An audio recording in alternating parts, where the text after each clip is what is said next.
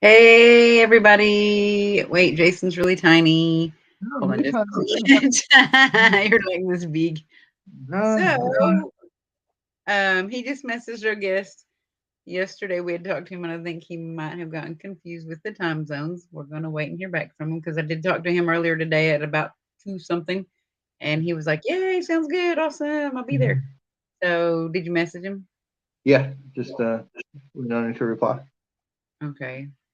Sometimes people with the time zone thing, it gets confusing, especially when you have so many different shows and so many different time zones. And I don't even remember where he's from, but he was Mountain Time, so he's You going know, to have a time difference. Utah, Utah. Oh, I believe wow. that's where it was. Yeah, Really? yeah. I don't really know anything about Utah. Hey, everybody. See our guest. Look up. No, it's Bette Midler today. But she's not going to be live. Only her voice is going to be here. I'll just cover it up and I'm her. So we're not sure. Hopefully our guest will join us in a little bit. We think he might have got confused about the time difference. Not quite sure yet because yesterday we had talked to him and he was a little bit uh confused about the time difference. So thank you everybody for showing up. We're gonna do the show anyways. And Of when he course. shows up, we'll be like, "Oh my gosh, we just started! Welcome, Larry! Yeah, wait, this is welcome, Larry. Wait, wrong side. Welcome, Larry. There we go. There we go. Welcome the sloth chimp. So Yeah. anyway, yeah. Yep, yep.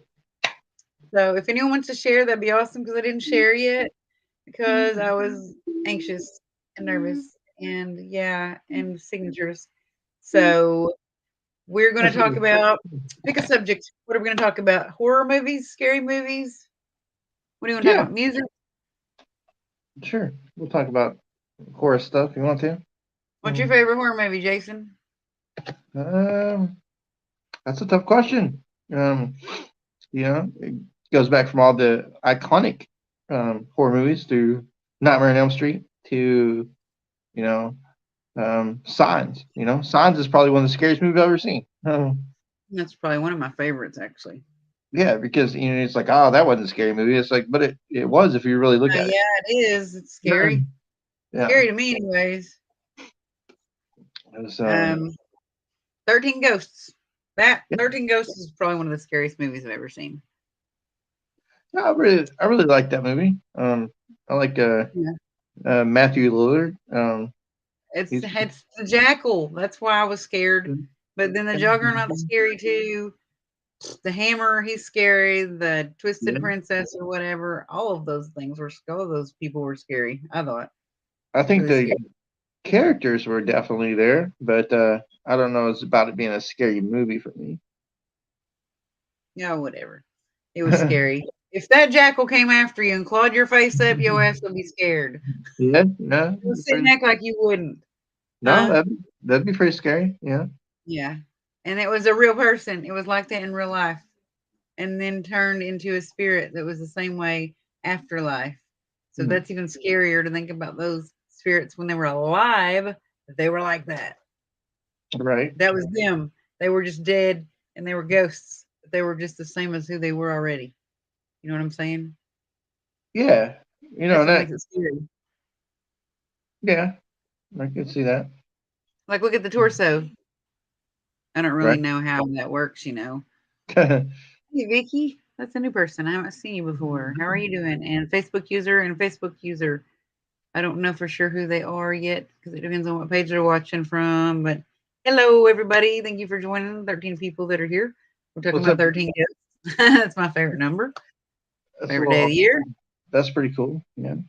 Friday the 13th. Oh, we dropped one. Now it's the 12th. The 12 days of Christmas. Is there a scary movie about that? The Um. 12 murders of Christmas. It probably is. Yeah. I don't know. Um, yeah. I'm sitting here in my office and I got Hocus Pocus playing on my TV in the office. So. I'm going to highlight some of the comments. But I'm not sure who this is, but I think it might be either Terry or it might be Robin or Jess, one of those three. And hey, Jennifer Lee, long time no see. How are you? what's up, Jennifer? Hey, Adam and Mike. How are y'all? And I did tell our guest that if he wanted to play some songs on here, he can also. So I don't Yeah, know. I'm sure he'll probably He's gonna sing. tell That's, himself that he's setting up all of music equipment. That's what he's probably I mean, it could be. Um, done. hopefully, something like that. Hopefully, nothing's bad's going on there. But While we're waiting, I want to go ahead and put this info out because I told on behalf of Stephen and George and all those jazzy people that I would do it. So on April the 23rd from 7 p.m. to 1 a.m., Unity Social and Investigation, dinner and drinks are included. This includes a roundtable discussion, a private investigation, 2 different buildings, and Native Cherokee Indian land. Oh, On that's our Native backyard. Cherokee Indian land. Huh? So that's our backyard. Yeah, but it's not anywhere here. Native Cherokee It's land. in Mineral Wells, Texas. Oh, well, yeah, it's down there where the Haunted Hill House is and all that stuff. Yeah.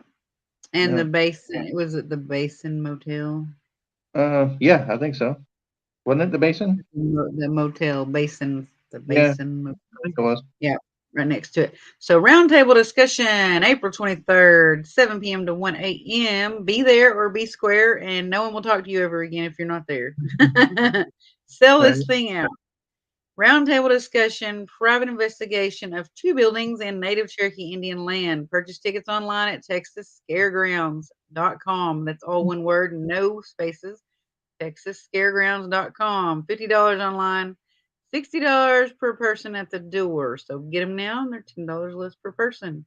Guest speakers, Phoenix Jensen, George and Kara Shoplin, and you all know them as Pun Mama and Pun Papa, Stephen and Crystal Woodard from Paranormal United Network and from Fearfest. Why am Yeah. I so far away? I'm You totally know, trying all to of sound like a commercial person or radio, like a disc jockey. all the peeps. Yeah, that's Vendors pretty are cool. also neat. If you want a vendor booth, the vendor booths aren't they're not too bad. Vendor space is available for only $20. Text vendor Hmm. to, and I'll type this in the comments, 817-819-6773. Again, if you want a vendor space, there as little as $20 for a space available. Text the word vendor in all caps to 817. Is that not that number, Hmm. Jason? Yeah. That's my number. 817 is my number I see every single day of my life for like the last, I don't know how many years. So text vendor to 817-819-6773 for more information or to reserve a booth. And the address is for this amazing event. If you can, Baker Hotel. It's a Baker Hotel, dude. Hey, it started with a B. I said the Basin. I think I was thinking like the Basin Motel that's in Eureka Springs. It's the sister hotel of Crescent. Right. Yes, the Crescent Hotel. You can do like and I'm actually, my brother is friends with all them. And he told me he's going to hook us up with a double investigation on both those properties. Yeah, I know they control both of them, so that's cool.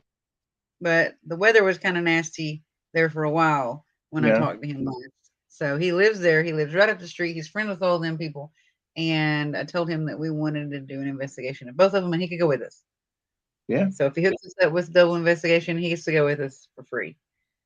Yeah, that's cool. Um, No problem with that. Address for this amazing event, the Parent Unity Social and Investigation, and the dinner and drinks included on April 23rd from 7 p.m. to 1 a.m. The address is 831 and 832 Hood, as in Robin Hood, Hood Road, Mineral Wells, Texas, 76067. And it is right next to the Haunted Hill House, or not right next to it, sorry, very close to the Haunted Hill House in the same town. So you could do this event and then see if you could book the Haunted Hill House while you're in town too. You could double whammy. And Yeah. then you could even do the Baker Hotel possibly if they're taking investigations. I'm not sure if they are or not. I haven't seen anyone go in there recently or in the last like year. I might be wrong. I just didn't see it. If someone's gone there, correct me. But you could probably set it up where you could do Haunted Hill House and this amazing thing at the same time. And Yeah. Jess is totally punking us out. I think, Terry Tech. I think when we were down there doing the Haunted Hill House, that the basin was, or I think it was closed. I think it was under renovation at the Yeah. moment. They were doing some renovation. Right. Hello, Jerry and Steven and all you other beautiful, amazing people that are here. If you have any questions, let us know. Our guest is still not here. I hope he gets here before the show's over. I think he might have got a little bit confused with the mountain time versus Central Standard Time. But as Yeah. you know us, most of the time, the show must go on. We are going to probably take a break for one Monday after the end of this month is over. Hey, Jess, there you are. Green haired girl. It's not Harley Quinn, it's Poison Ivy. So after the end of this month, I haven't booked anybody because I talked to Jason and I was wanting to still take guests and still do interviews, but to start doing like a seasonal thing where you do like a month of talking about just conspiracy theories or maybe longer than that. I really want to do a podcast over conspiracy theories. I think there's an endless amount of things you can talk about. And even if it was just me and Jason, we'd have so much crap to talk about conspiracy theories. I think that it'd be a good thing to do several different shows of it like that. And if guests wanted to come on and talk about it, if we could get maybe we could get Mike Rogers on. Yeah. That'd be cool. Yeah. We could ask him. Pretty interesting, you know. He's pretty interesting. Let's highlight some of these comments and interact with all you people that are here, giving us your awesome energy. Phoenix, Yep. George, they're gonna all be at this event. I think I don't. Oh, they're just. I think he's tagging people. And Jesse, and Terry are here. It was on April, right? That event. April 23rd. Yeah. I'm gonna go see Garth again that night. So sorry, guys. Hey, have you done anything on the old Winter Hotel? I actually don't know where that's at. It'd be cool if you told me. Old Worcester Hotel. Okay. I thought you were local, but I was like, I've never heard of the Old Winter Hotel, but that sounds like a really cool name. No, we have not done anything on the Old Worcester Hotel. No. There are actually some locations we've been wanting to get into that are in Hodgen area and Heavener area. There's some stuff that my mom and my grandma had told me about some old buildings there. Hey, Chris. Yeah. Anywhere local, you know, it's pretty cool. But I will look up the Old Worcester Hotel and see. Yeah, I mean, you never know. I'm actually glad my internet is working because it was storming and I was having a problem for a little bit. So I had to go back and come back in, and then it didn't really mess up after that. I had no bars. The storm outside. Hey, Penny. Yeah. Hey, Chris. Hey, Saturn. You know, if there's anybody else watching from the Dallas area in Texas and everything, I know it got pretty bad down there. So Did it? yeah, that should super thunderstorms down there with some tornadoes and. Yeah. Oh, there's a new person, another new person. Hey, new person. How's it going? So we do we're trying to get into a sanitarium. Jason's working on that. Yeah, going back there. In Arkansas, huh? I said, yeah, going back there. We've been there. If we can get in there, that's where we did our first investigation at, an overnight and a full weekend investigation. If we can get in there, that'd be awesome. If anyone wanted to come down and go with us, we can take up to so many people. I think we have 3 or 4 girls from here that are local that are going to go with us. I need to double check with them when we actually get in. If you want, you should go ahead and like follow up with them and say, "Hey, I have. You need to fill out application."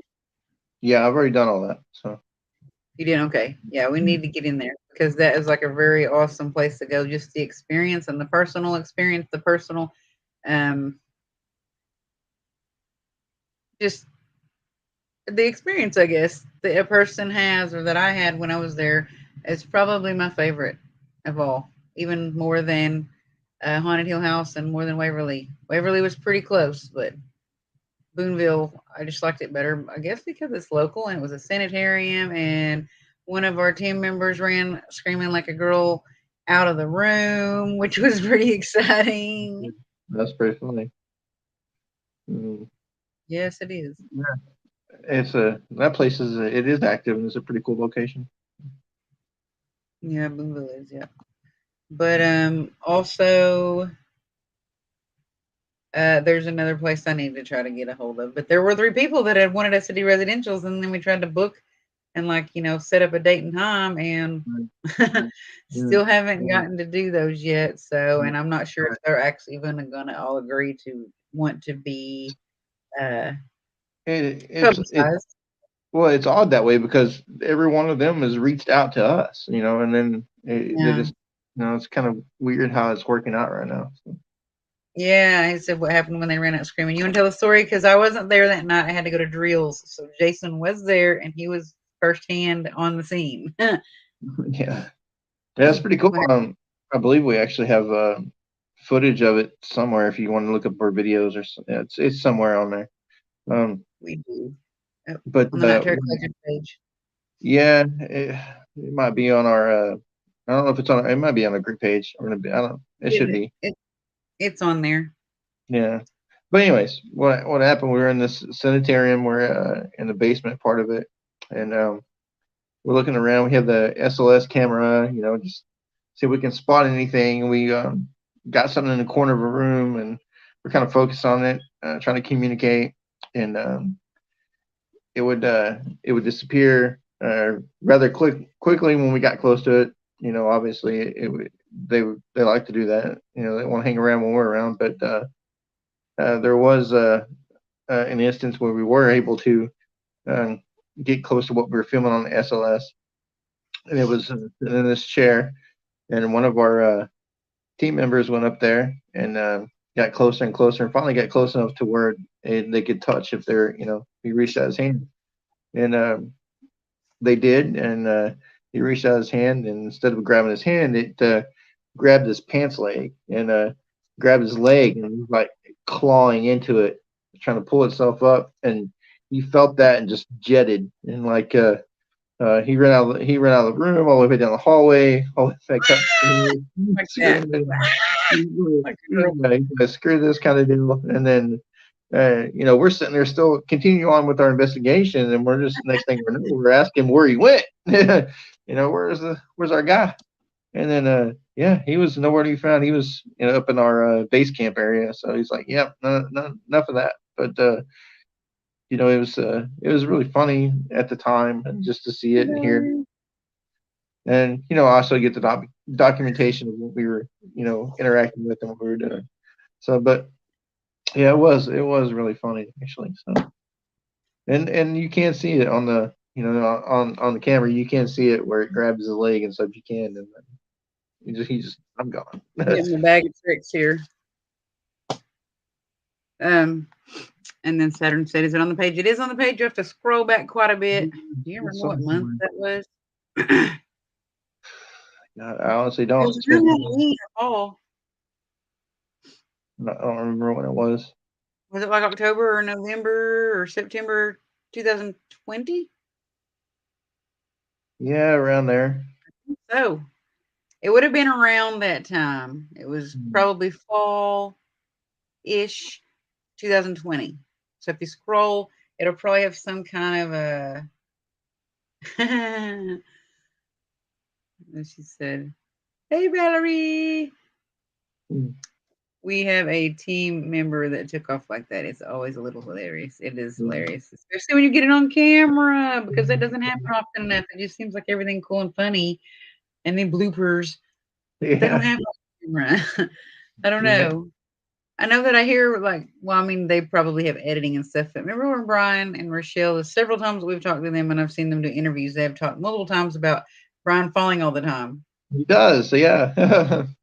But it's not always on camera. So if he falls all the Mhm. time, sometimes they just don't, they must not just get it on camera, they edit it. So Right. yeah, the bloopers aren't always on live and you don't get to see them all the time. Yeah. Know how it feels to be touched by a spirit. He said it felt like spider webs, like Yeah. like hair, like in your face, like hair. It felt like that on his legs. Something grabbed his leg. He said, and it felt like hair. Yeah. Yeah. He just, I remember him describing it to me as like he was getting like grabbed. So he's just like, yeah. Yeah. Yeah, we don't have F bombs on our show, you guys. I mean, I think I said the A word or the SH word, but also I have kids around, so I don't want my Yeah. 5-year-old going to school saying, "Blank you, teacher," because he'll get kicked out of school again. That's not what I want. I want him to Right. learn, him to be there. I don't want him to be having to homeschool, even though I love him being around me all the time and I like teaching him good stuff. Yeah. Not curse We, words, but huh?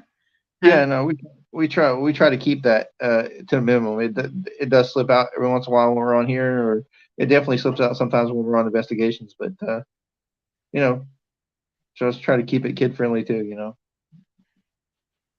Oh yeah, did Terry scream and run too? Hee. What happened? That's On pretty an funny. investigation? That's funny.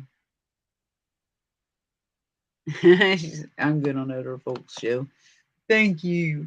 So I brought my cards. I don't know why, like I brought them and got them all ready. Drink your own juice, Terry. Pulp free. Ugh. That's an inside joke. It just makes you think about like raw eggs and a bunch of body fluids or nasty stuff you don't want to think about. But I don't know why. I just felt like I needed to get this all together. These cards.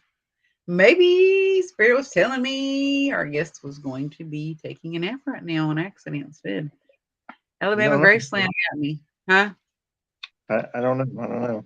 I don't have if I'm on here, like I said, I can't message him. But No, no, I haven't got a message back or reply, so I can just really see if someone has looked at it or not. hmm, I'm going to We're just gonna turn this into a karaoke show. How about that? Let's see. do He whatever. saw it. That's good. He's looked at it. He's getting stuff ready. Maybe because you sent him a message. What'd you say? I told him we're ready for him. Okay.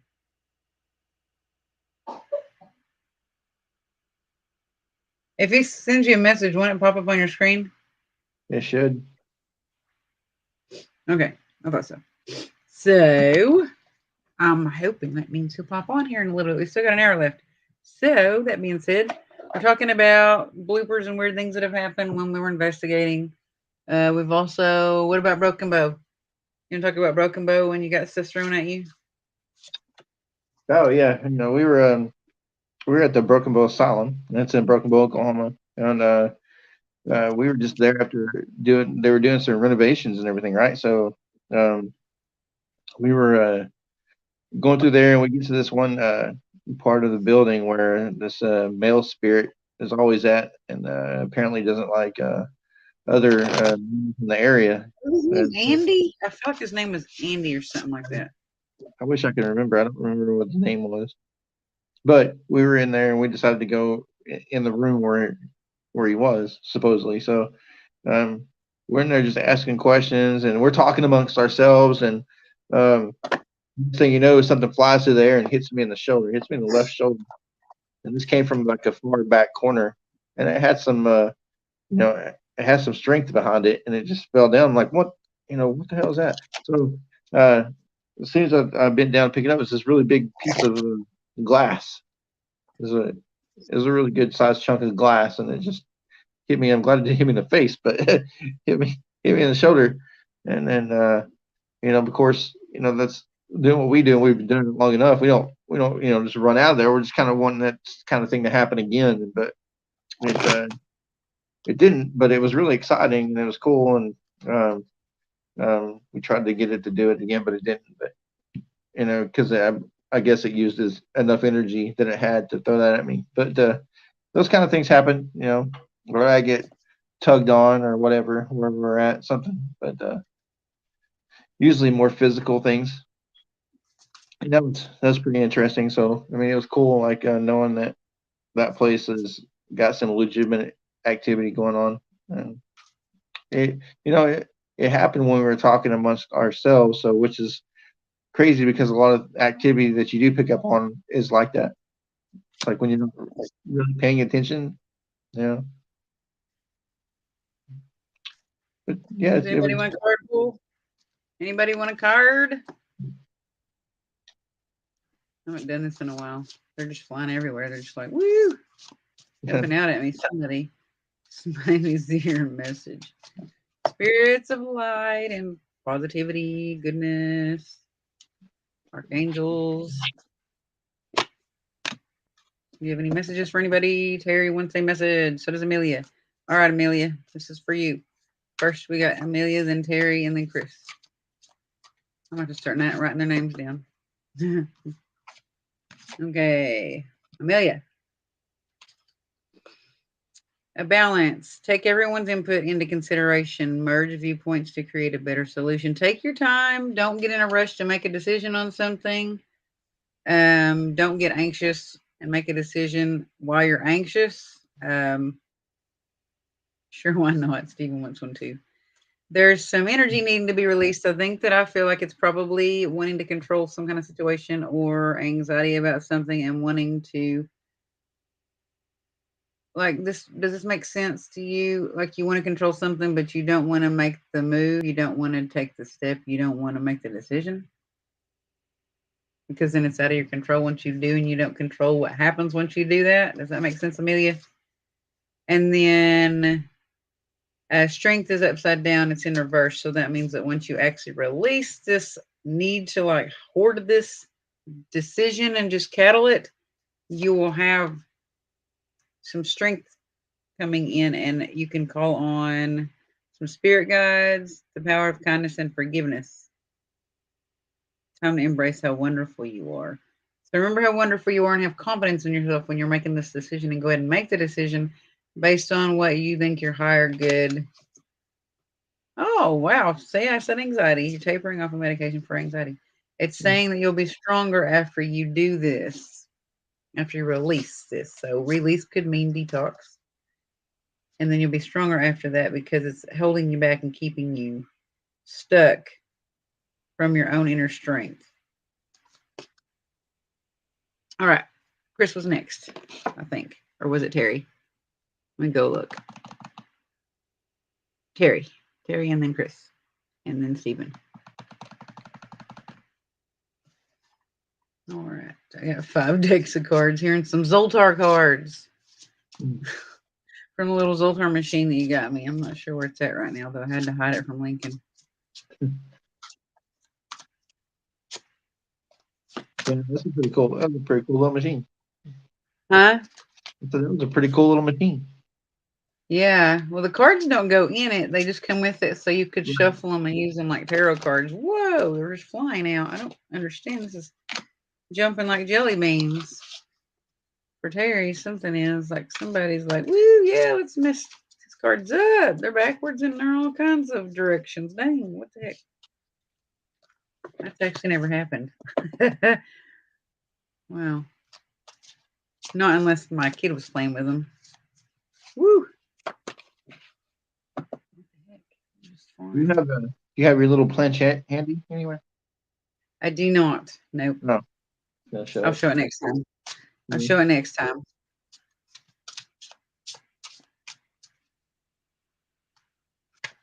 I don't usually do these right here either, so something's flying out for you.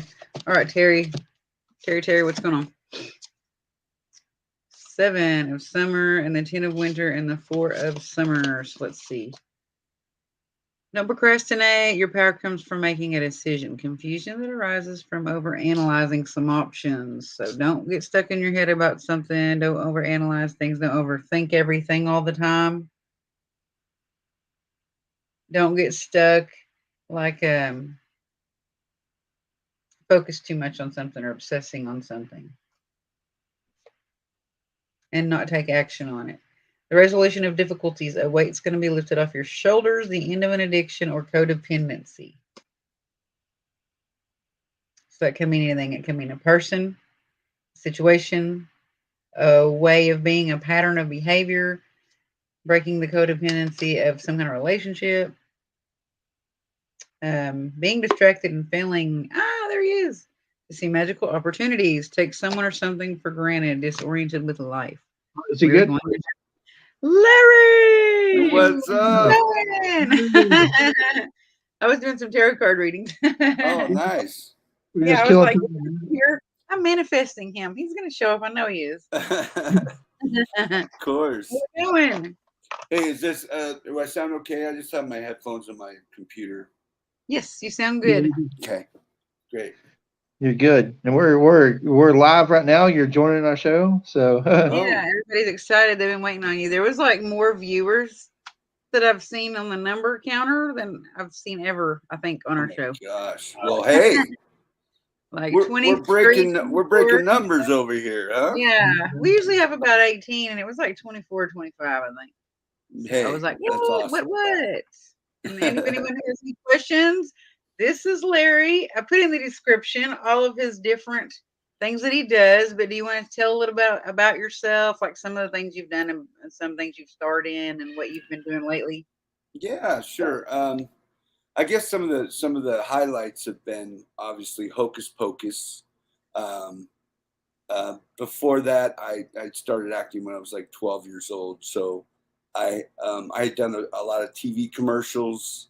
I did some Sizzler commercials back in the day. I think the Sizzler, when Sizzler was more popular, and then I went on to I think my first guest star was on Mr. Belvedere, if you remember that show. Really? Yeah, that's crazy.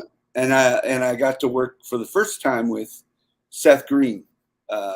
He and I, we were both the bullies picking on Wesley for his lunch money.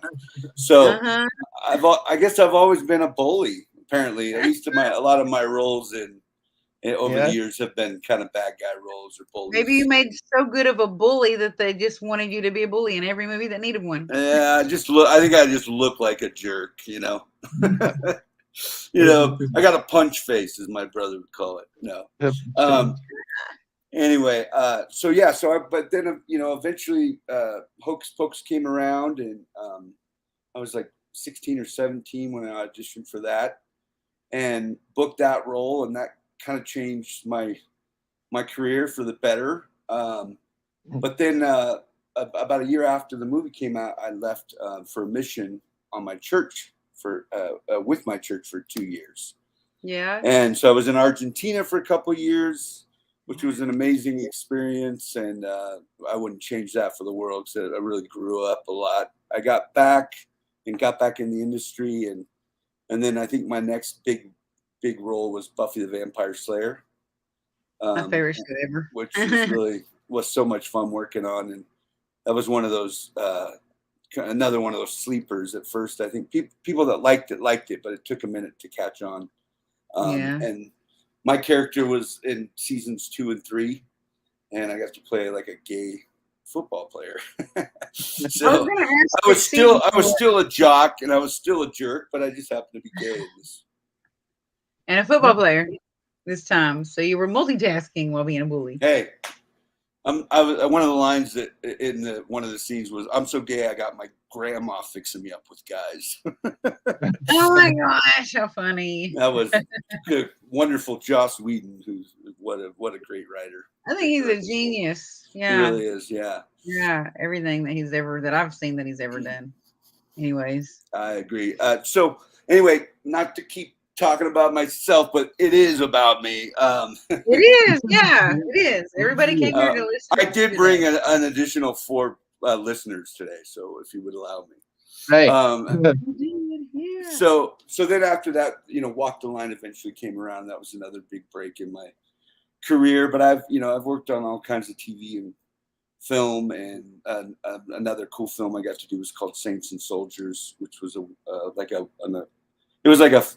of those independent films that it got nominated for Spirit Awards and won over 15 film festivals, and kind of an audience choice. So I've had a really good time, and I continue to work, and I'm grateful to get to do something that I really do enjoy and get to meet people like y'all along the way. Someone said, "Nice beard." Thank you. And Chris said, "Great movie." I got it over at Costco. Costco. Yeah, I got a 6-pack, so and this one fades. Is that what they call the bully beard? The bully beard, I like it. Right. I just call it try to keep my face looking like I have a jawline still, Yeah, right. I have to put some makeup, like darker makeup. Right, yeah. shadows. A little bit, you get 40 years old. And Yeah, it happens. Got a little bit of stony skin there, man. Don't let this bully Rose for you. He's a nice guy. Just letting you know. I am. Usually the guys that play the meanest guys on TV are probably generally some of the nicest people you meet. Yeah, that's good. When did you start playing music or thinking that you liked doing music or being a musician? That's a great segue. Well, let me tell you, Walk the Line kind of turned me back to my music and the focus again once again on the music. I'd always played music, sang. I love I was in choir in high school, and we did all the different show choir stuff, and it was a great way to meet chicks, believe it or not, and and it was a great way to learn how to to learn all these great musical numbers and all the great artists and all those great songwriters and harmonies, and I fell in love with music early on. My dad played in a dance band. He played the accordion growing up. Oh wow, that's awesome. He started when he was 9 or 10 years old, and he was an incredible musician. Played accordion, which was like a one-man band, and but he had a little 3-piece, and they made a lot of money through the years just playing church dances and events. So we all got up and sang, and it was just part of what we did. We didn't mind being on stage and entertaining. So that's where I got my feet wet in music. But it wasn't until Walk the Line that I was all of a sudden working on a film that was mostly, musicians that could act, not just actors that could sing or play.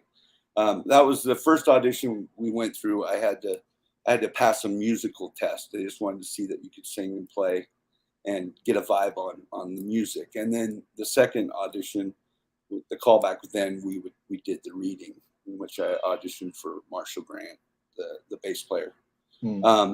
So it was being on that set that just lit me up. Not only that, but learning the Johnny Cash music.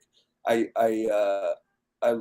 went back and started listening to all the Johnny Cash tunes, and I fell in love with those, and I fell in love with the outlaw country, Waylon,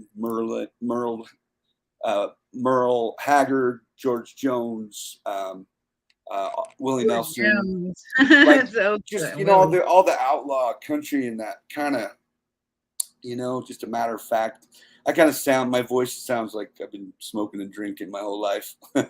It's just kind of a worn kind of flavor. The raspy, dark cowboy voice. Yeah, it's kind of it's a little bit baritone, I would say. It's definitely in the baritone range. Yeah. So, and that's where country music is right now. So I recorded my first solo album right after Walk the Line, and then I've recorded 4 or 5 albums since, and I've just released them. Self-released, and they're all out there online. We're working on another album right now to be finished hopefully by summer, or if not by fall, and then I'd like to get out and get touring again. I've had the opportunity to open for Glenn Campbell, Hunter Hayes, Luke Bryan, who else? Kevin Bacon and his brother, which is a great actor. Oh my gosh, how funny. Hal Ketchum a few times. Oh wow, that's old country. Nitty Gritty Dirt Band, and anyway, the list goes on. And it was just a couple of venues that liked what I did and knew that my music fell in that genre pretty well. Yeah, Kind of awesome that you fell into country music too, because we're from Oklahoma, so like country music is right up our alley. Yeah, you know, I grew up in Southern California, where it was, you know, it was always more like Boys to Men, and you know, Snoop Dogg, the LBC, like some good rap and R&B, and also the, you know, all the hair bands and Nirvana and all that stuff. But I could appreciate the Sun Studio stuff because I grew up listening to. I was always an Elvis, Jerry Lee Lewis, that whole love them Sam Phillips kind of flavor. I loved. So when I was introduced to Johnny Cash properly, it was when I worked on the movie, and then I just grew to love country music, all country music. Right. Now, was it cool, like, you know, being up there and having the experience to see, like, Joaquin Phoenix doing his thing, like, while you're, like, I can't believe this is happening kind of deal, like, watching him do his art? Absolutely. Absolutely. I mean, from the get-go, he and Reese were kind of the first big stars kind of my age, or in my age demographic, that I'd worked with on a film like this. Obviously, Bette Midler, Kathy Najimy, and Sarah Jessica Parker, they're all great legends in their own. But I was a kid, so it was I was just nervous and, you know, just happy to be there. But getting the opportunity to work among these great actors and great filmmakers, Jim Mangold, and you know, and even the cinematographer, what's slipping my name? His name's slipping my. But anyway, Faden Papa Michael, great cinematography. So I was just like sitting there, and I remember the first time I met Joaquin, we got together at his house, which was up in like Laurel Canyon somewhere, I believe.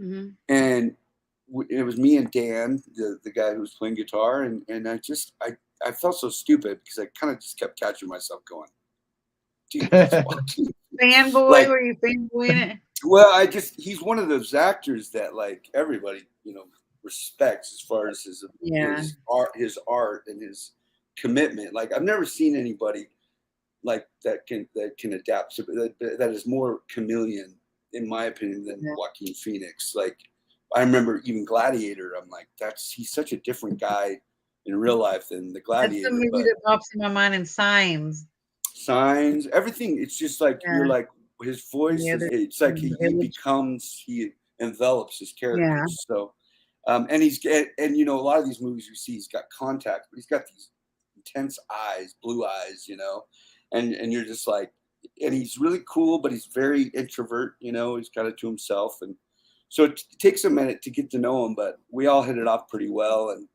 and then, you know, after a while, it got a little more comfortable, and then Reese comes knocking at the door, and it happened again. Mm-hmm. I'm like, oh, now I got to get over not only somebody that I admire and respect, but now that I have a crush on. Who didn't? She was so adorable and so she still is adorable. And she just, you know, she helped carry the film, I think, in many ways, as far as the spirit there of Johnny and June. Mm-hmm. Yeah. Someone said it's hard to be any cooler than the Man in Black. Funny Cash. Yeah, and you know, little backstory there. I guess Joaquin and Reese both got to meet John and June before they passed away. This project had been in the works for 6, 7, 8 years before it got made, and that's awesome. They both had approved them to play their roles of them, and I remember Joaquin saying he was just tripping, you know, having dinner with Johnny and June, and they had, you know, had a nice dinner, and they went and sat on the living room. He pulled out his guitar, but before they started playing some music, he goes, "Look, Joaquin, I got to tell you, I mean, this is a horrible Johnny Cash, but Joaquin, you're horrible. He just said one of my favorite scenes ever was when you like something really dark, like when you killed your father. That was so good, dark. And he's like, there's just the fact that Johnny kind of just could appreciate it was almost the darkness and the light were so, so close with Johnny. Johnny was as good, the good and the bad and the ugly. And I think the essence of Johnny Cash was captured perfectly by Joaquin Phoenix. You wouldn't think when you first saw the guy or looked at his height or his stature, and he's not even really a musician, but he learned how to play. He learned how to sing. His voice dropped, and he became like, we all literally were just like stunned, as the movie went, and to watch these performances right before us was amazing. Oh, Yeah, wow. they both did good singing in that movie. I think she did too. She sounded really June Carter-y. She really did, yeah. But I mean, for her, I don't think it was much of a stretch in her Southern roots. Yeah. She's from Nashville, and everybody claimed to know her in Memphis, because they claimed her as their own. So we had to kind of sneak around that town. Of course, I didn't.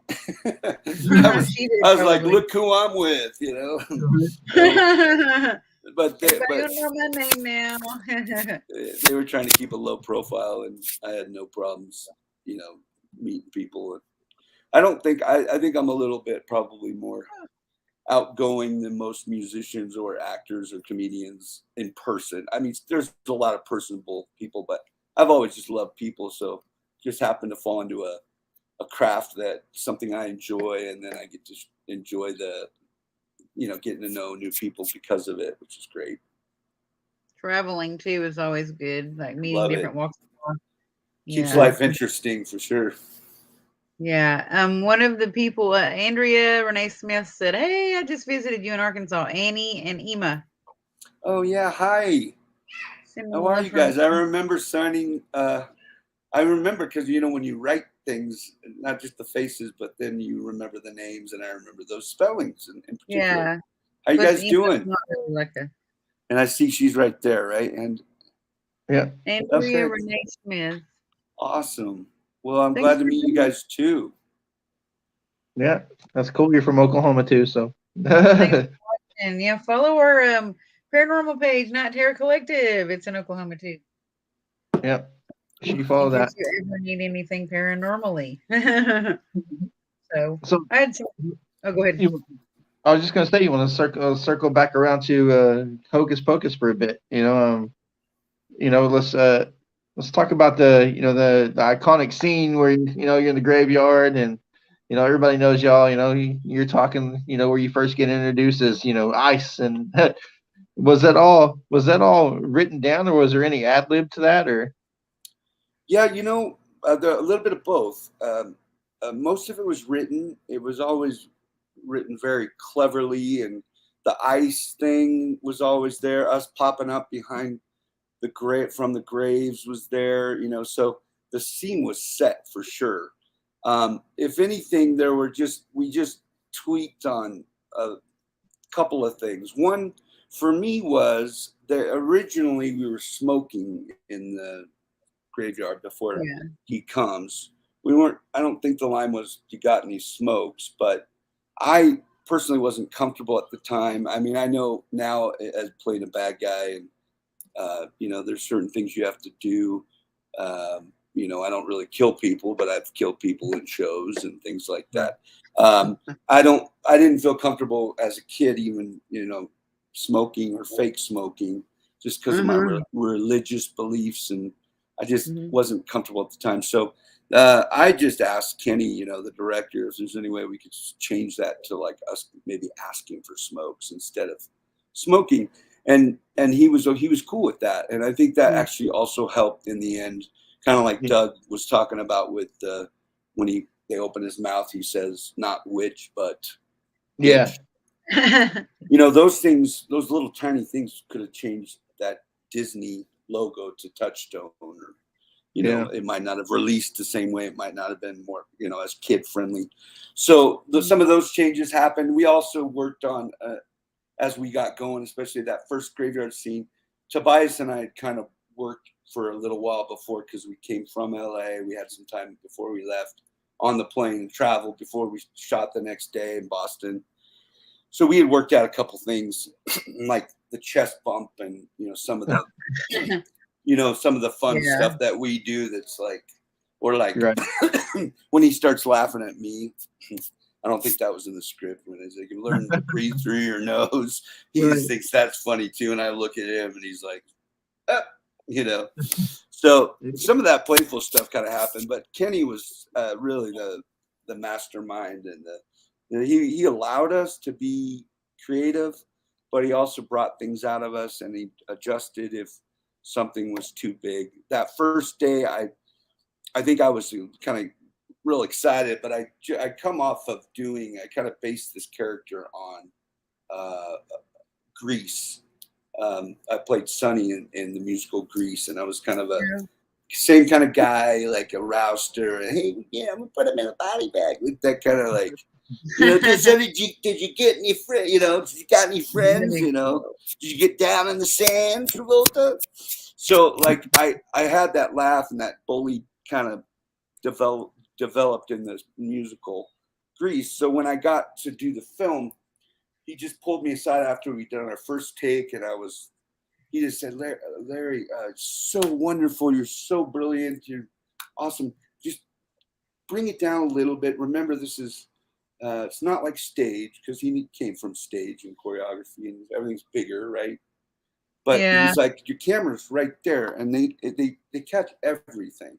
And even too much movement, it's hard for the frame to adjust. So that was my first big lesson in film, especially with somebody that, like a great director and great cinematographer and all these things. So I quickly adjusted and thought, okay, just got to just take it slow. And, and it got more and more fun as we got more comfortable with each other too. Yeah. And I was, I guess I don't remember if I watched something or if I read something about like you had to have that word ice in your hair for like a while. Like, yeah, it was, I think I had to have it shaved three different times, where I went down to a barbershop off of Wilshire and 6th, like the real deal. And so they initially put it in, and then once we started shooting, if it was, we were shooting a week or two in a row, then the makeup could just carve out, make sure it was fresh. But then we'd take sometimes a few months would go by, and then we'd have to come back because our scene would come up, our next scene or a different scene, and so then I'd have to go back and get back in the chair and go through the process. And it was different, it was a little challenging trying to roll around. I basically kind of during the day I would roll around like that because you couldn't see, in my real life. But then when I went to church, I had my I didn't wear a hat, and I had a lot of lookers, a lot of judgment, wondering what rap group I was in or what gang I was in. And I'm like, you'll understand when this movie comes out. I'm like, oh, sure, you might want to go see your bishop, pal. So it would have been like, this is the first religious rap music artist. Yeah. I was joking that I don't know. Frozen. I was joking that in a sketch I go back in to get the word ice shaved in the back of my head again because I want people to recognize me, and and they start and they think that I said my name, so they shave an L in my head, and then I'm like, no, ice, and so they shave ICE after the L. Oh, ice. What lice? No, I was just saying. So lice is, when you get the lice. That's okay. I'll stick to the acting, not the comedy. Or right, that was even funnier. Right, I don't know. No, Rice would be funny. They'd probably think it was just your last name. They'd be like, oh, his last name. His last name's Lois. Now it says, did anything magical really happen? Anything magical or really strange happen on set? Yeah. I don't know. I mean, there probably was some stuff going on there that people talked about, or for me, that was just magical that I was there. that was strange enough for me. There was definitely a vibe and a feeling in the cemetery and in Salem area, like, because we were right there in the middle, and it did feel a little haunting, but not in a bad way, just kind of a historical, creepy kind of, just knowing and knowing that these things happen for real there.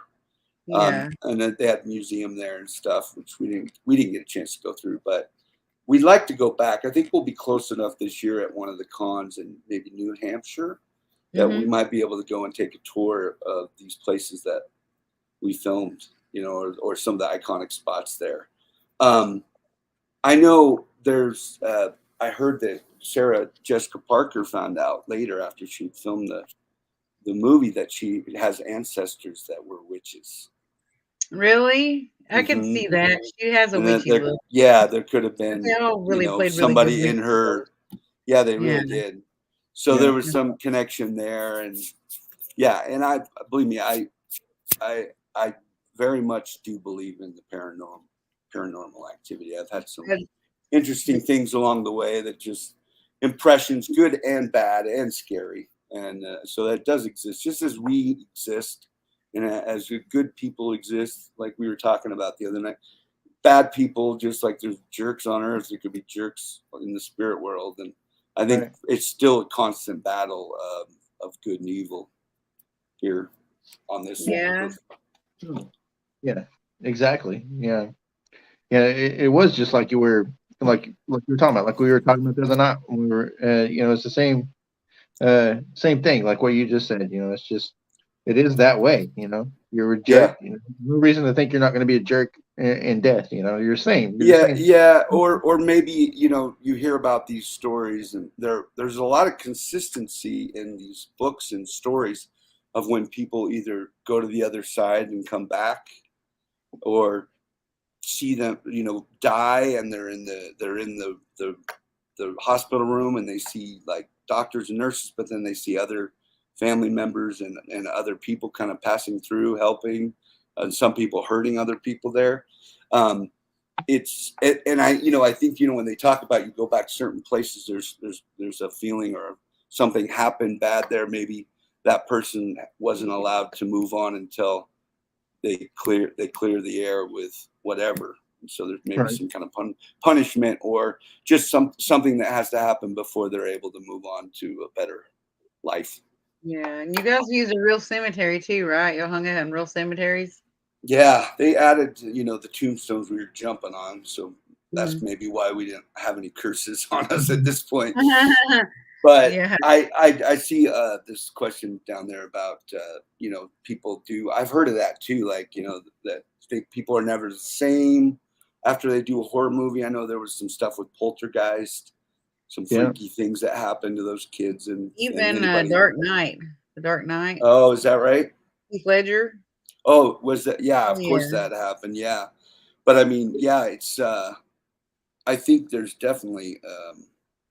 I think when you play too close to that line, if you're asking to open up those gates and it's not, it's not something you should be messing with, that there could be some haunting that goes on, or some cursing after that. But I think we're all also capable of setting ourselves free through the right access, if you believe in God or believe in a higher, greater thing. Right. Now, amen. Amen. Right. Exactly.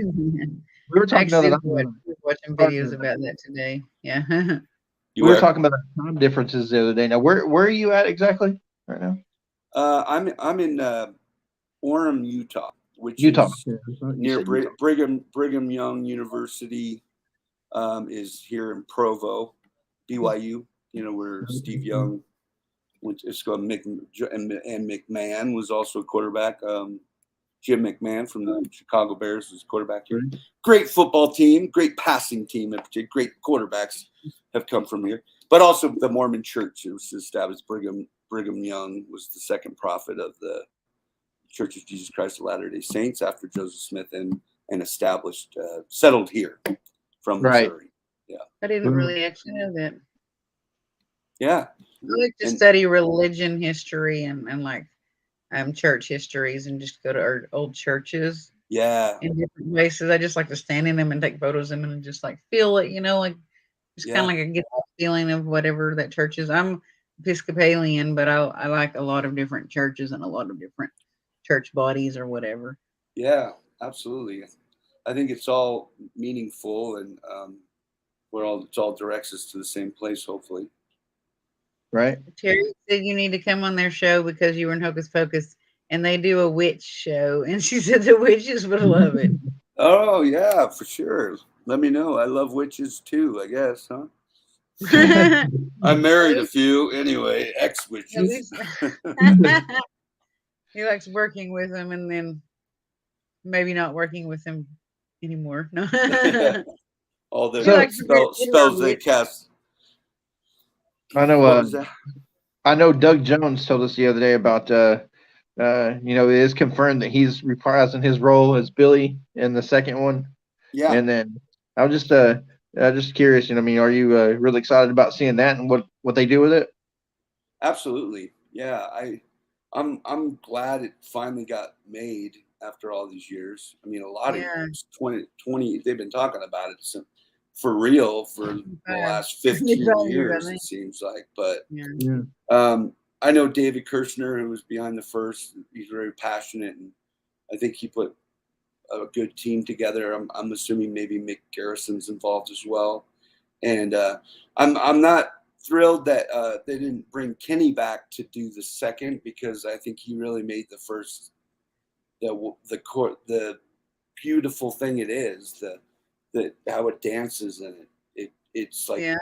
it's a classic, just like everything Kenny touched. He's so ahead of his time. I think that was the problem with that movie, but it's all caught up, and even Newsies, that was his first big film with Really? Disney, I and love that movie. that became Really well. musical on stage, but it was the same thing. It didn't do all that well initially, and then Hocus Pocus was the second film, and I think they cut him at that point for the third film that could have maybe happened, whatever that was. But he came full circle, and then got to probably ask for a lot more money when it came down to the High School Musical stuff, and Yeah. and then he proved himself again and again. So Yeah, it's just like we were talking about the other night about how Hocus Pocus, when it started, it wasn't really that big of a deal, then like it's just caught Wasn't on. it? Yeah, it's Yeah, caught she thought it on was going to turn time. out that big. Yeah, now it's this yeah, huge thing. yeah, it's definitely it's a fan thing, and thanks to social media, people can really speak their minds, and people can talk about the things they want to talk about. And I remember when it first really hit, that this movie was really popular, and maybe it has been, but we didn't know it until I remember it was on Twitter. It was the number one top thing on Twitter the week of Halloween. But that's all people were talking about. Yeah, And when that the whole world's kind of come together on something that they all can appreciate, and that you happen to be a little part in that, that's pretty cool. Be part of pop culture that Yeah. way. You get to wake up the Halloween spirit in little kids and grown-ups everywhere every year for the last 20-something years. Yeah, and it's Pretty really it's a beautiful thing for us too, because for me in particular, just the personal nostalgia of that time for me. What a fun time. And I was talking to Tobias, who played Jay, my bully friend in the movie. We have so much fun, and it really does. It's like riding a bike. You get back together with old friends or old family, or just people that are like-minded, or your spiritual friends, right? Yeah. And we just pick up where we left off, and it's always been so fun. We just joke around, we laugh. I mean, even like we try to fly if we can. When I lived in LA, we would always try to fly together on all the flights, but now I'm in Salt Lake, so we'll try to, like, if we have to do some kind of layover, we try to at least catch a flight there or somewhere in between, so we can catch up beyond the Yeah. time we have. And every time we're in an airport together, we just think of the first time we were ever in an airport together, which was flying to Boston to shoot Hocus Pocus. And it was That's first cool. class. We got picked up in a limo. They dropped us off in a limo. They my gave us God. all like money for per diem, right? This money, like Yeah. hotel. We could order room service, watch whatever we want. It was just, and we just had a blast, and it still feels that way, even though we both obviously older, and he has children, and we all have our lives. And How old were you guys then? If you don't mind. I was no problem. I was 17, I think, when I started working on the film. He was 15. Funny story, true story too, is he grew up not too far from where I grew up, which was towards Ventura County. I was in Thousand Oaks, and he was in Santa Barbara, which is about 35, 40 minutes from each other. So pretty close on the suburb side of LA, even further, like from Los Angeles. So. And when his mom found out that she could turn him over to me as an adult, because I turned 18 while we were shooting, and she signed off consent that I could be his guardian. So you can imagine, like, now his mom's not there. Like, I get to make sure he's taken care of. So we just we're like, I can't believe they're letting like the blind lead the blind here. This is gonna be great. So we had a lot of fun. If you ever talk to him, ask him that question. Make sure you say, Larry wanted to make sure you knew that he was still your guardian. Oh yeah. She never unsigned that paper. Right. He still has it. He just never told you after all these years he kept it, so he could just spring it on you one day when you forgot about it. Yeah, I take care of all of his money and everything. Right. Yeah. He messaged me earlier, so we're gonna get him on the show and stuff too. So. Oh, good. Yeah. Yeah, that's pretty cool. We can see definitely the chemistry between you guys the other night when we were with y'all. So. Yeah. It's just the way it is.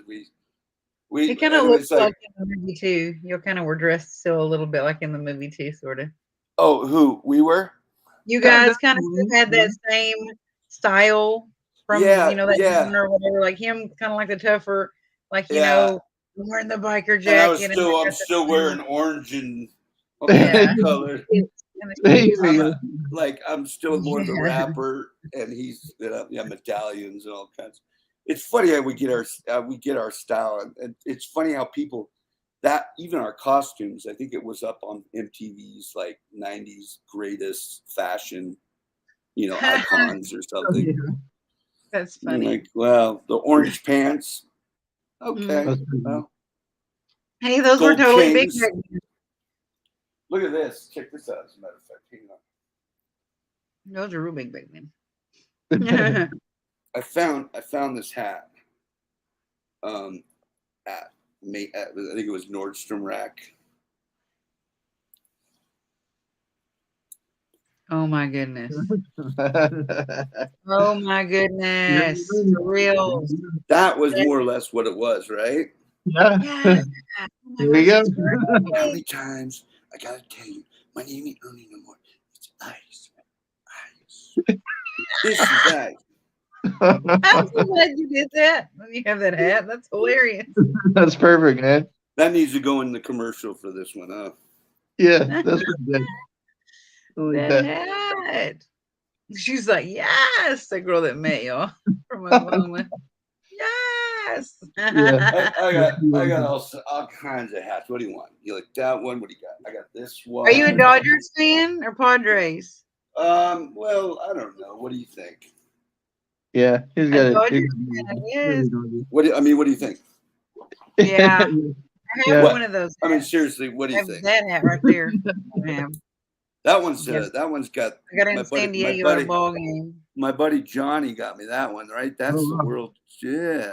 Mine doesn't have that on it. I went to a ball game one time and watched the Dodgers and the Padres play, and got a hat like it looks like that, but it doesn't have the World Championship on it. Oh, you know what? Want to hear a fun story about that? I'll go back to it. Dodgers is you know what though? When I'm I can see myself with the thing. I think I'm getting as I get older. I'm not trying to be that guy. I just can't get it straight anymore. You know, like I noticed, like sometimes I'll sometimes do that. Like my dad used to, like just like dad hat guy, like up like this. Oh yeah. Right. Is it straight enough? Yeah, looks good. I need to put I have an a flat arrow bill or too, and something. I don't know how to wear it because I'm 41 years old, and I'm like, I'm a 41-year-old soccer mom rocking a flat bill hat. What's up, y'all? I always say, this was my old joke. This is Bagby. That's my last name. Bagby. Douche Bagby. That's hilarious. So douchey, like sideways hat. The only person that really got away with that was Vanilla Ice. Now he wears it straight again. So right. Yeah. Does he wear hats still? I don't know. I think he does. I've seen him wear. He wears a lot of hats. For a long time. He actually seems like a pretty cool guy. He aged pretty well too. So my San Diego Padres story is, I did a commercial with Brett Butler, who had been traded to the Padres, I think at the time. But we shot the commercial in San Diego. So after we got done doing the commercial with him, he gave me a signed baseball glove and then gave us tickets to his game that night. It was pretty cool. Oh, awesome. Really cool. Padres Stadium is beautiful too. Were you a teenager then? I was. It was after. No, I was probably my 20s. So yeah, this was really fun. Is that about time you would have been in baseball? I'm double checking to see if there's nobody after us. That way I can go ahead and play some of your music and stuff. There's nobody after us tonight, so it ends in 15 minutes. But if we go over a couple minutes to play some of your songs, that'll be okay because there's nobody after us. So let me ask you this: did I get the time wrong? Yeah. Well, I thought you guys said you were starting at 8:00 Central. Yes. Yeah. Yeah, Central Standard Time. Which so I can't tell you the wouldn't that have been? That would have been. Oh, that would have been 7:00. It should have been 7. I remember you asking that, and Tobias answered you, and I didn't really know the time zone that you're in, and he said Mountain, and I think he said the answer. Oh Wait, let me check. I'm going to check because I thought we said we would go. I thought, and so I apologize because I was actually getting on for the half hour early StreamYard, so I thought it was 7. I thought it was 8:00 your time, which meant. Wait, you said 8:00, which meant 7. I gotta see what time it is right now. First, to me, it gets confusing, and I even have people that come on here from the UK and Ireland and Scotland. So what time is it there right now? It's 9:17, and it's 8:15 here. Yeah. Yeah. No. So you're an hour before I was an hour. 7 there. Oh. It's okay. You guys know I was just in Arkansas, so I woke up this morning and I slept until I felt just fine and so good. I slept until almost like 1:30. Yeah, and I was like, I must have been tired. And then I thought, okay, I have till. I thought to myself 7:30. Okay, I messed up then. Sorry. We're good. Oh, you're good. We're good. We're all good. So I do have a question for you about something from the movie, though. When you guys were sitting there and doing the scene where you had to call the witches ugly, how'd that work out? I'm just curious. Well, you tell me. Where did we end up? Well, I mean, I don't know. Your Bette Midler's walking in front of you. Oh, you got to say that line. I'm like, oh man. Okay, so that was another one of those lines. Speaking of, was that in the script? The initial line was get your shoe out. Get your face off my shoe, bitch, basically. Oh yeah. And that was another change we made, which made sense. Mm-hmm. So all those little changes that we made didn't have to happen in editing and us going in and having to overdub or anything. So that was good, and that was fun. It was nerve-wracking because it was the first day we had worked with the witches before we started doing the cage stuff and they're inside, which was I think a different time, but it was a lot of fun. We shot that one, and someone asked us recently where was that shot, and that was I think that was the back lot of Warner Brothers, there in Burbank, It was just like they have this cool backlog of all these houses and neighborhoods. And I believe that's also where we shot the pumpkin scene. Oh yeah. Yeah, it was really fun, man. It was just like it was exciting for us to have some interaction that way with the the big stars of the film, and they were really nice to us. They made us feel good and talked to us in between stuff. And it was a fun night when we shot that scene. Now I did have an experience which I've shared a few times with people, so those that have heard this, you can just tune out now. But I had a video camera. I started making movies when I was 12 years old. After the first film I ever did, I got enough money to go buy a video camera, a VHS-C at the time, probably about $800 or something. I promise I'm not ignoring you, by the way. I'm just making sure both networks are cool that we're going to go over a little bit. I always tell them to make sure it's good. Cool. So go ahead, keep talking. Sorry. All right, no problem. So so I had this camera. So anyway, through the years, I kept getting, I kind of advanced, and I finally got this really pretty cool camera. But it was kind of bigger, but it was a Canon A1 digital. And I don't know if you remember this, but it had this kind of like slow-mo kind of movement. So it's like instead of 24, 30 frames, or it'd be 24. So it looked a little more like a film gain up, they called it, So I just brought my camera to set, and I was just filming in between, and we entertain ourselves and make movies. I have all this behind the scenes footage of us at the hotel in Boston, messing with kids, going into their rooms, knocking. Omri's there, Vanessa, Thor, we're all playing, hacky sack in between takes, just chilling, going up, talking to people, interviewing them, what I always did growing up and having fun. And one day I had the camera on set when we were filming some of the cage stuff, and it was just the witches. So I had some time. I'd already eaten all I could eat at craft service, which is where we get all the food. And I moseyed over with my camera, and I decided I'm just going to film them rehearsing or whatever. And next thing I know, I see, I have my little eye in the lens, or looking at the monitor, and I see Bet like catch the lens.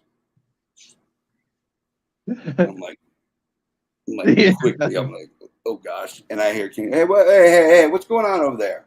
Who's filming? I'm like, sorry, Kenny, that's me. He's like, Larry, you can't just film. This is a closed set. You can't have any of that. Please don't do that. And I'm like, I'm so sorry. I did not know. And then I'm like, oh, so we went back and watched it. I'm like, oh, if looks could kill. I was very intimidated already, but they have to protect themselves. It could have been Access. It could have been anybody. TMZ at the time. I don't know if they're around, but that idea, right? Or like a terrorist reporter or something. Sure. You just never know. It's like, do they have permission to be filming this? Paparazzi stalkers, whoever. Yeah. So that was exciting. That's cool. Yeah, you have that. You have that footage. So, Yeah. We've shown some of it, but we're trying to do something creative with it. We might just release it in segments on YouTube, or maybe we'll make it part of, just so it's more special. And I mean, I'm sure it'll eventually get out if we're showing it anywhere. But like maybe show some of those clips in a panel. Oh yeah.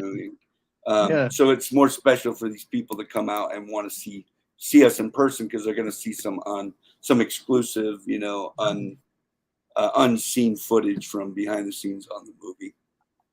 That'd be really cool. Yeah. Yeah. Our other thought is maybe to try to connect with the people that put together, they're probably going to do a 30-year anniversary DVD, Blu-ray, or whatever. Yeah. And I would imagine there'll be a lot more behind the scenes stuff on that. I'm hoping. And Hocus Pocus 2, I think that's only going to make this our movie, the first one, bigger.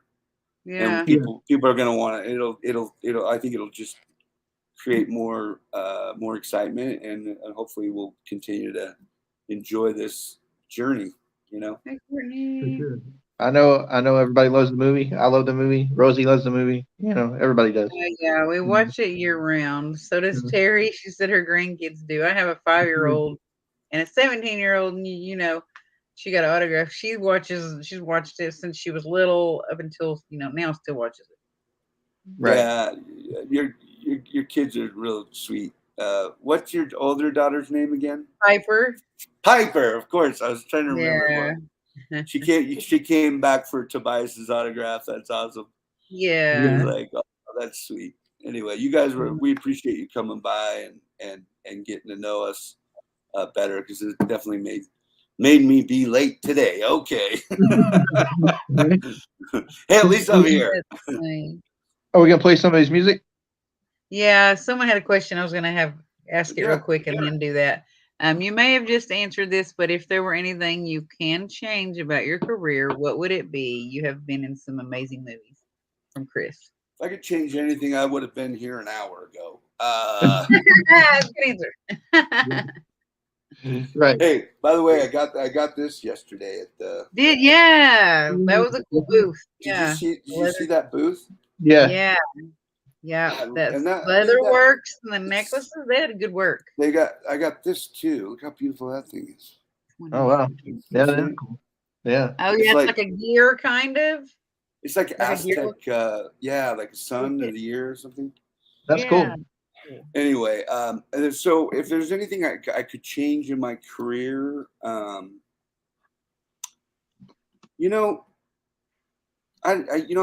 really thankful for and grateful for all the things I've been able to do. There's always those things I never did anything that compromised my moral standards, which I'm so glad. There's been work that I've done that wasn't very good quality, and you hope for the best and you try to give people a chance, directors or people that want you to be a part of their projects. Sometimes things don't pan out, and you don't particularly want to be promoting that stuff because it doesn't make your brand look professional. But overall, I've been very fortunate, and I've kind of been led by by the Spirit, so to speak, by God. I think in the roles and the things that I've done, and it's been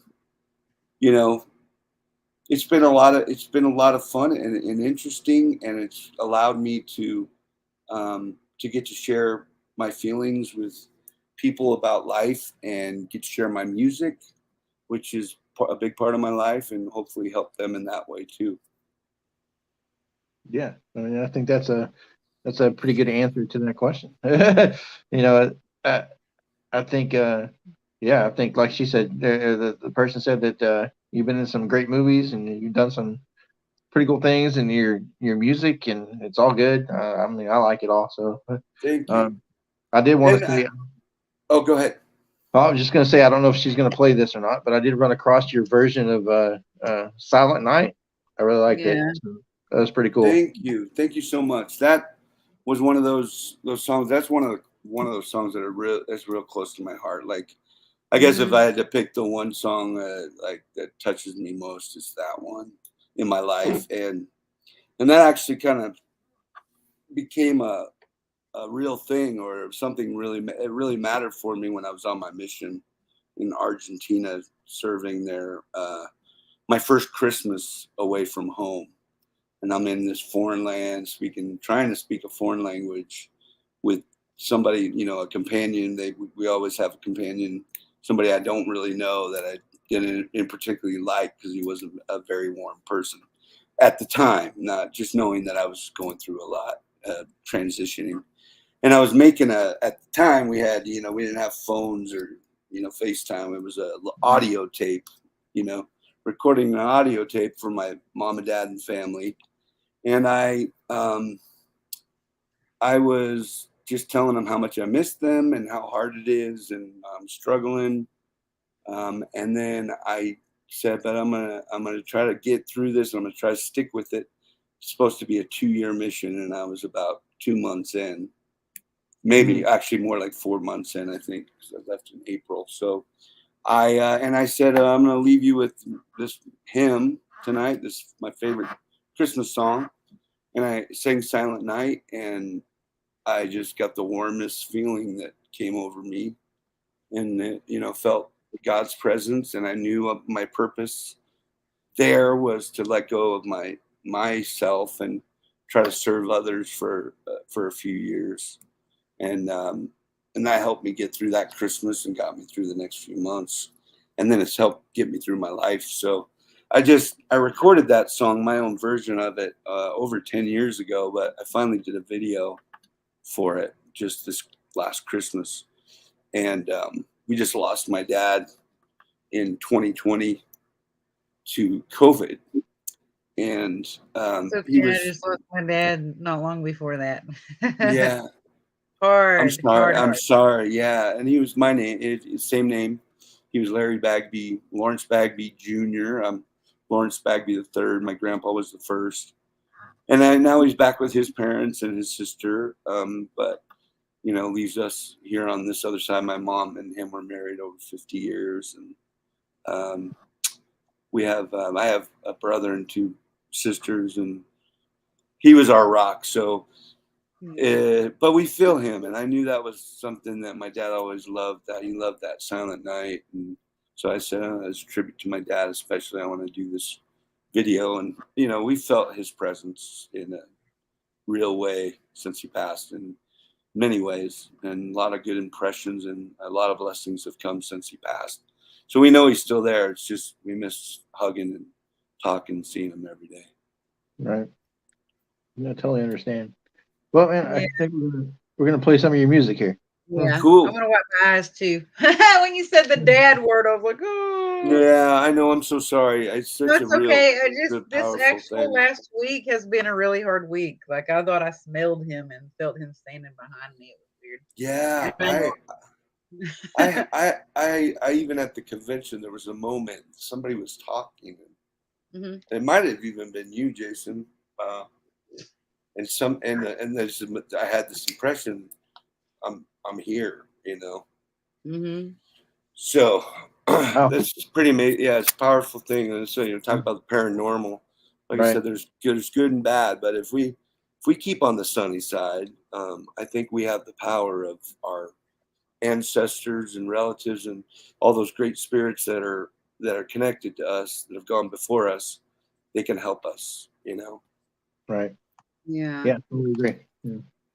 And I also check myself sometimes and think, what would my dad or stepdad do? They're probably watching me right now, and they're probably going to shake their finger at me if I do something stupid. So right. Sometimes you're like, maybe I wish they weren't watching, but yeah, it probably is, and they're not happy. So yeah.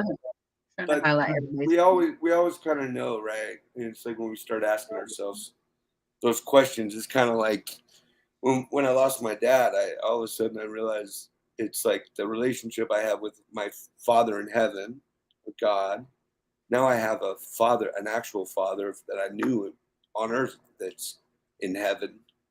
So when I pray, it's still, I know my dad's there listening, especially, so I always. You better stay away from Teresa Caputo, or you'll be getting like a message from him unless you want one. Right. Good point. Amen.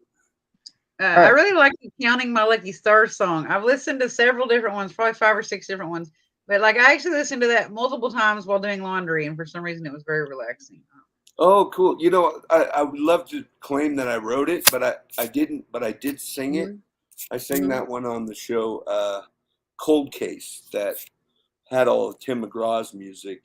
There was an episode that had all of his music in it. So they wanted somebody that had a similar tone in their voice, which was flattering to think that I sound anything like Tim McGraw. Tim McGraw he's been around for a long time. He's kind of a classic voice, right? Classic country. Another guy that I've really admired. I like his music and his standards. So I did that, but most of the other stuff that I sing is I write myself, and that's it's all close to my heart. Whether other people can. Lonesome Highway. Yeah, I did. I like that one too. Thank you. We just that's my next video where we've got about half the video done. Yeah, it's gonna be awesome. We're shooting that one where I used to live in for a moment in St. George, all the Red Rock. So, Oh wow. I'll send you a little sneak peek of some of the footage that we have. But yeah, thanks. I'm glad you liked that one too. I'll play part of Counting My Lucky Stars, and I'll play part of the other one. Okay, cool. All right. If you want to make your business stand out, let's launch it with your raps. Watch me. They look like okay, we'll start with the logo. Can you hear it? Yeah. Do I need to turn my thing off or anything? We're good? I think so. As long as you don't have to. She knows I'm back for more. In through the sliding door. Then Russell let her come to me. I rushed to meet her now. We found each other somehow. I hear an echo, but Counting my lucky stars tonight. Lying in loving arms. I'm having And it feels alright. Counting I don't my hear it. stars. I hear the beat of another heart. Lying in loving arms tonight. And it feels alright.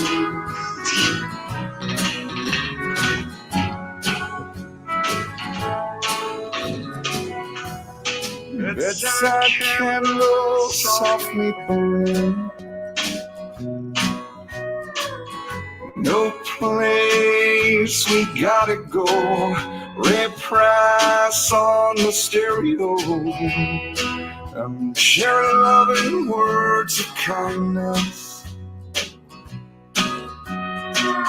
My nerves are settled now.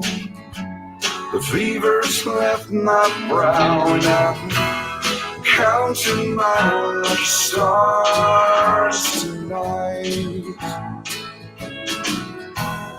Lying in my arms, and it feels alright. I'm counting my lucky stars. I hear the beat of another heart. Lying in loving arms tonight, and it feels alright.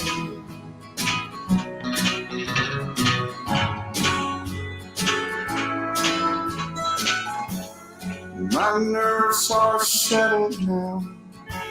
The fever's left my brow now. Counting my lucky stars tonight. Lying in loving arms, and it feels alright. I'm counting my lucky stars. I hear the beat of another heart. Lying in loving arms tonight, and it feels alright.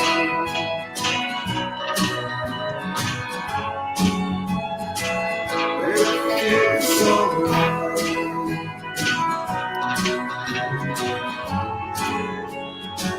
It feels alright.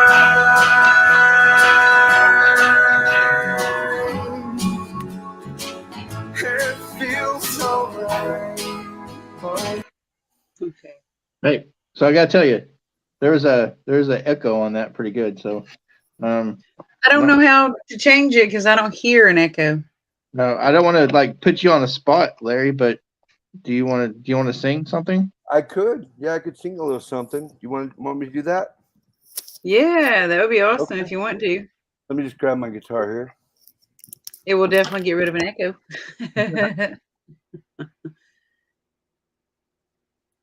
I am now a big fan.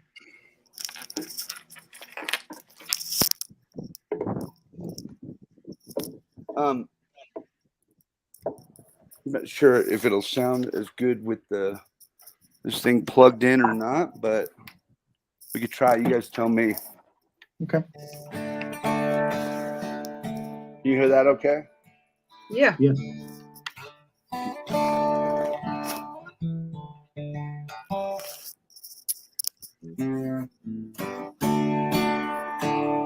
sing you. How much time do we got? You can go for quite a while. They said there's nobody after this period, so if you want to Okay. play like 10 minutes, 20 minutes, it's up to you. I'll sing you a whole song. How about that? All right, Okay. good, yeah.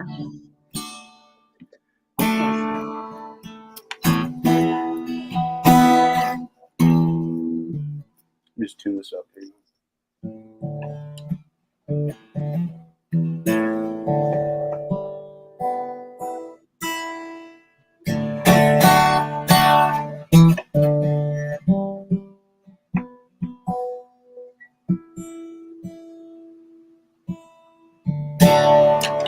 That'll work. All right, here we go. I'm gonna sing you. There's a song that I wrote. Kind of with looking for my next victim. I mean, my next wife. Am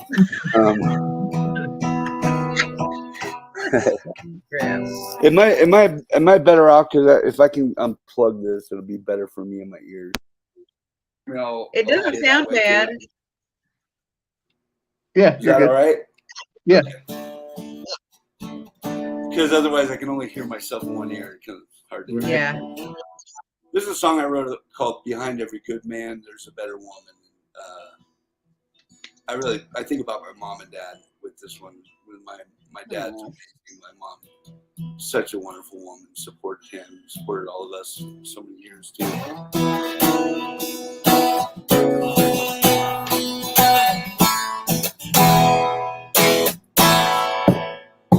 I'm on a mission. I've got my conditions. I'm holding on tight. I've seen some ladies, made some feel crazy, but I'm holding on. It's gotta feel right. I'm holding out till I know, and I'm hanging on. Love I can control. Behind every good man, there's a better woman. Behind every rich man, there's a richer woman. Behind every sad man, there's a woman lying in her bed, crying out tonight. Woman that will stand there by your side. Behind every good man, there's a better woman.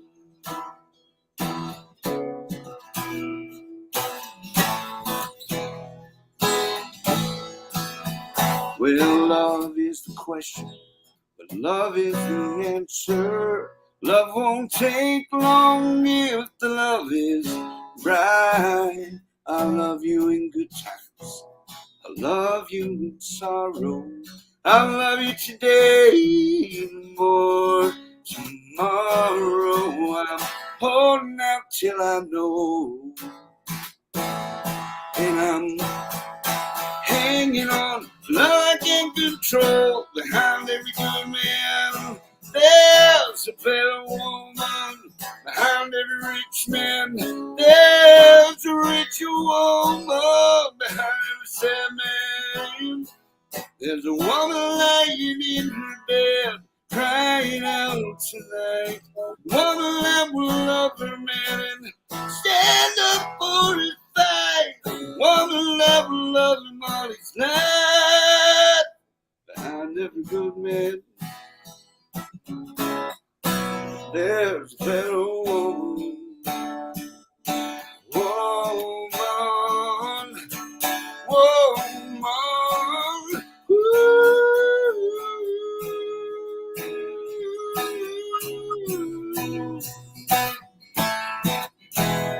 A better woman. All right. Okay, hear everybody else clapping, but we can clap. They can see on the screens. That was awesome. Good. Yeah. Thank Good you. song too. I like the lyrics. Thank you Yeah. very much. I like that song a lot. It's fun Thank to play too. It's also, there's certain songs on the acoustic that sound better, and that's kind of a fuller sound to it, Yeah. It was good. That was good, man. Mhm. I could just sing all day long, though. It really does. It does. It is such therapy. It's funny after I do, whether Yeah, it's it is. an acting gig or I'm spending a lot of time like doing something that's not music, even just our, conventions. It's nice when this is how I refuel. I go back and I usually either try to write or play or sing. Just kind of relaxes me and lets me know I can go to bed. Meditation almost. Yeah. Sure, Yeah. cleansing of the bad energy and bringing Cleanse this body from its sin. Yes. Right. You're like, get rid of the Twinkies that I ate for lunch. Yeah. Or yeah, that too. The coffee cakes, the ho-hos. Ho-hos. What about The the ho-hos. crocodiles? Remember those? Right. Yeah. No, what are they? Chocolate covered Twinkies. Yeah. Chocolate, right? What? Keep those You're away too from me. young to understand our hostess ways. Oh yeah. Right. No, I'm 41. I'm older than Jason, ain't I? I'm like, you're older than you. Well, I I'm just turned older. 40. So, I yeah. just turned 40. Well, I turned 41. Okay, Yeah. and Older I than just you, turned wiser than you. I just turned 29 then. I'm gonna go Right. $1. There you $1. go. No, I'm Everyone 48. says I you just did turned good. 48. They all liked it. You got a woohoo and a I love that music. Somebody that played with Eddie Van Halen said you did good. Really? Yeah. Well, that's a compliment. Eddie Van Halen. Oh my gosh. My mom saw him in concert. That's some good stuff. I love Van Halen. Yeah. Jump. Might as well jump. No. That's something else. Ow, ow. Yeah. Okay. No. So, what's your current projects and everything you're working on right now? So I did a movie. Just I have a scene in a movie, I should say. And I don't even know. I haven't seen it yet, and I don't know, how this stuff works. I could end up not in the movie if for some reason they edit the scene. But with Mark Wahlberg, it's called Father Stew. What? Comes Mark out. Wahlberg? Yeah, so I got to work with him just for a day, but I worked. It's pretty cool. The director, she's Mel Gibson's current girlfriend, or I don't think they're married, but they have a kid together. Rosalinda, she's amazing, and she's a screenwriter and a This is her directorial debut, and they've been all working together on this. She was really wonderful to work with. It turns out my cousin's actually doing very well. He actually got a project. He's been a screenwriter, and he's been having some success. He connected with Mel Gibson. Mel Gibson liked one of the scripts or some of his work, and so they rewrote a version of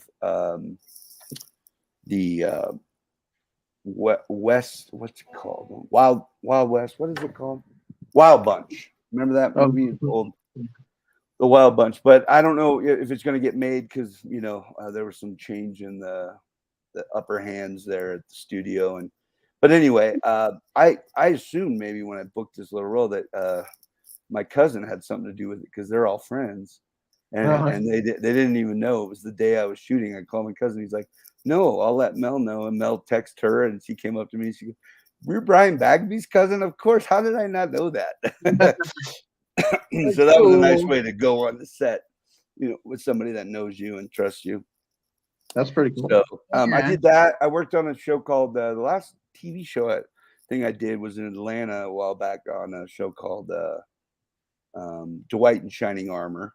It's a really cool, fun show on BYU Network, but I think it's with the Paramount distribution. And then I've got some stuff coming up, but not really sure if I can talk about that yet. But still working, still available, always available. Right. Good. We never know our next job. We always feel like we're unemployed because we kind of are from job to job. But I'm just glad things keep coming somehow, some way, even with COVID and everything. Yeah, of course. Then you got a question there. Rosie, do you want to read it? I can't read it. Yeah. super cool. I missed a little bit of the show, but I have a question. How small were those cages you were in Hocus Pocus when you were getting spun around and poked? What'd you say about my small cage? They weren't very big, but big enough to hold a couple of dudes like us. They even made when we did anybody see the 25th anniversary special on Freeform? I believe so. saw. Was it with Vanessa Hudgens? Was that the same one? Yes. Remember Yes, that? I did. I saw Okay. it. So the beginning is great. They let us out of the cages. And after 25 years, so we're stretching out going, after 25 years, finally, we're out of these cages. So we had to get back in those cages, not just once, but a few times to rehearse. And Oh my God. I don't remember having such a hard time getting my right leg out last time. I was going to say older bones. I think I've gained a few pounds, and flexibility level is a little different. But they made them, they were big enough for us to just kind of chill in. And we weren't up there that long without, us getting down for a break. That's cool. It's always cool to get the inside stuff on like that. Yeah. That was actually one of my favorite parts in the movie. I was telling Piper, get that photo for them to sign of them in the cages. Yeah, I think so too. It's pretty funny. unique, right? Plus, you're like, oh, they were bullies. They're getting what they deserved finally. Exactly. And then on top of it all, he takes the shoes back. Yeah. And of course, I'm just a poor kid with sock. I need new socks, man. Were they holy? Were they holy? Yeah, they were. Yeah. Someone asked if you're in the new Hocus Pocus movie. I'm just kidding. I'm making that up. I'm just. I was like, what? I thought you were doing that on purpose. Sounds like he's the old Chevy Chase, he goes, sorry, gotta go. You know what? That we are not, at least the kids aren't, but the Doug, all the immortals, as Tobias would say, all the immortals are part of the movie. So the witches and Doug, who are already dead. I think it's a different generation, and I think it might even be a prequel in some ways, showing what happened before all that. Like the new Scream movie. Yeah, which was awesome, long awaited, and exciting as well, being a prequel. Nice. Still brought back some of the oldies, I guess. I'm pretty certain it'll be top notch. I don't think we'll be disappointed. I think other people, there may be some that are just, old school and say nothing beats the first, but that's fine too. Regardless, it's still the same kind of movie, and hopefully people will enjoy it, and their children and their children's children, So tell everybody where they can follow your stuff at. Yeah, your CD, your music. Oh, yeah. It's just, you can go to simply to myname.com, which is Larry Bagby, and it's spelled Bagby. So LarryBagby.com, and you can find pretty much, if you need to find all my social media stuff there. Larry Bagby Music is how you follow me on Facebook. I have a Facebook friend page, but it's been full for years. And I have to go in, and if there's a new request, I have to go in and try to find those that have already either not deactivated their account or people I don't think I even really know, but I hate to do that. So there is another Larry Bagby Facebook page out there. So just if you have to kind of do a little searching for the one that will accept your friendship. I'm trying to keep up on the new one now. And then the best way is to follow me there. And Instagram, that's pretty easy. Just my name, @LarryBagby. Twitter, @LarryBagby. You can find all my music on all platforms: YouTube, Apple, Spotify, Larry Bagby music channel, which I just made up, and Best Buy. I don't know. Costco and Blockbuster. Yeah, Blockbuster. But yeah, it's all available. Toys R Us, which is not existing. Right, Toys R Us, and also currently at Carl's Jr. Carl's Jr. Oh yeah, with the tacos. No. Hardee's. I don't know Yeah. what's left anymore. Jack in the Box. I don't care. Whatever. Like I said earlier, we're gonna have Tobias on at some point, and I think it'd be cool like to get y'all together at the same time because that'd just be fun. So You know, it'd be even more fun is if we can get him on there without knowing that I'm gonna get on there. Yeah, that would. And say, "Oh, I'm sorry, your guardian wanted to say hello." And then yeah. Yes. I'll work out some kind of thing where I can make it look like I'm coming out of smoke, and I'm Right. Oh yeah, that'd be awesome. your guardian from the past. Yes, and put a black cloak on. Yeah. Yeah. Reveal glitter. yourself, and we'll put one of those voices. Right. Yeah. Yeah. With like a little a scrambled thing on my face. Yes. Yeah. We're gonna do that. I think that'd be pretty cool. Actually, that's a pretty good idea. We'll do that, and then we're trying to get Doug on at some point too. So we'll see what that works out. But awesome. I like. So is this what everybody's seeing here? The little Hocus Pocus. Yeah. Artwork Yeah, there. in the background, and then at the bottom there's a banner. Nice. I like it. I like it. I like it. I like it. You guys, it looks nice. Thank you. I hope we did good. I hope everybody enjoys it. We did. Thank you I did for watching. when you were playing. I went on and shared it while we were streaming. So thank you to all my pages. But you can let me know how I can promote it better next time, so we can make sure it gets out to everybody. Awesome. Yes, and we're looking forward to having them again. And so is this watchable after, so people that missed it can watch it? Yes. Mm-hmm. Good. And they can watch it on here. Huh? Can they still comment? Yeah. Okay. Yeah. Cool. Yeah. They can. And what's this weird thing called the World Wide Web? What's that all about? Right. I know. Yeah. I'm sounding like archaic. Now, can I get this on VHS or 8-track, perhaps? Right. Yeah. Yeah. And laser disc. Yeah. Exactly. Our show's called The Spectral Sailor, and then we also have a paranormal team called Not Terror Collective. So for everybody to yeah. And the YouTube, The Spectral Sailor. Yep. You guys are awesome. Thank you. Thank you, everybody. Thank you for coming on and give us some of your time, man. It was really awesome.